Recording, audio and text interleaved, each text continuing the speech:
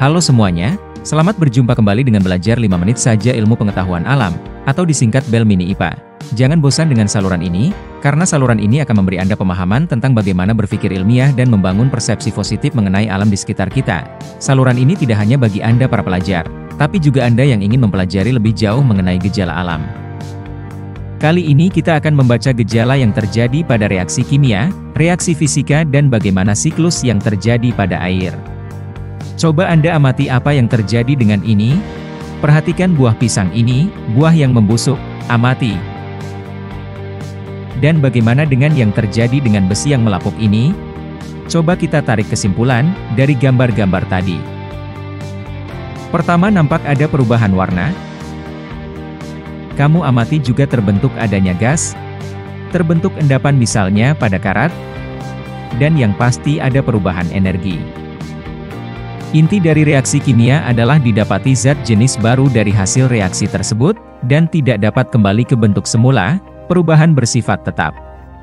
Misalnya pada kegiatan membakar kertas, kamu akan dapati, abu dan arang itu tidak dapat kita kembalikan menjadi kertas.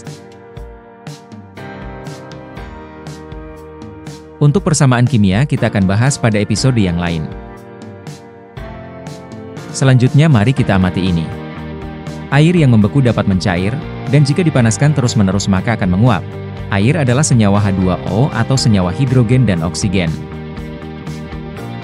Saat berubah bentuk baik padat, cair dan gas, air tidak mengalami perubahan senyawa, unsur-unsurnya tetap dan jumlah molekulnya tetap, sehingga saat air berubah wujud tidak mengalami perubahan apa-apa secara kimia. Air dapat berubah ke wujud yang lain tanpa memiliki sifat-sifat perubahan kimia yang disebutkan di muka. Jadi saat air berubah wujud merupakan perubahan fisika, karena tidak ada sifat-sifat perubahan kimia pada kejadian ini seperti tidak ada perubahan warna, tidak terbentuk adanya gas, tidak terbentuk endapan misalnya pada karat, dan tidak ada perubahan energi. Sekarang mari kita perhatikan siklus air. Amati oleh MU apakah siklus air termasuk perubahan fisika atau kimia. Coba kita awali dari hujan ini. Air hujan akan jatuh ke bumi. Gejala hujan biasanya diawali dengan awan hitam di langit. Fenomena ini adalah fenomena di mana telah terjadi proses mendinginnya uap air karena tekanan yang rendah di atas permukaan bumi.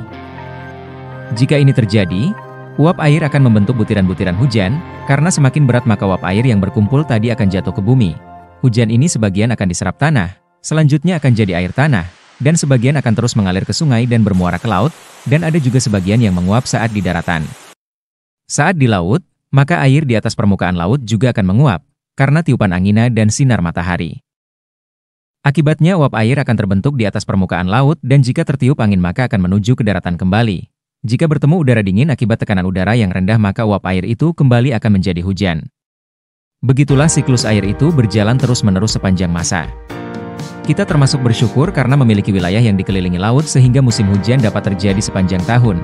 Hal ini karena udara di sekitar kita banyak mengandung uap air, sehingga memberi peluang turun hujan lebih besar. Itu saja dulu belajar kita tentang gejala alam di sekitar kita. Rajin tonton video ini supaya tetap menambah informasi Anda mengenai alam di sekitar kita. Like dan subscribe channel ini.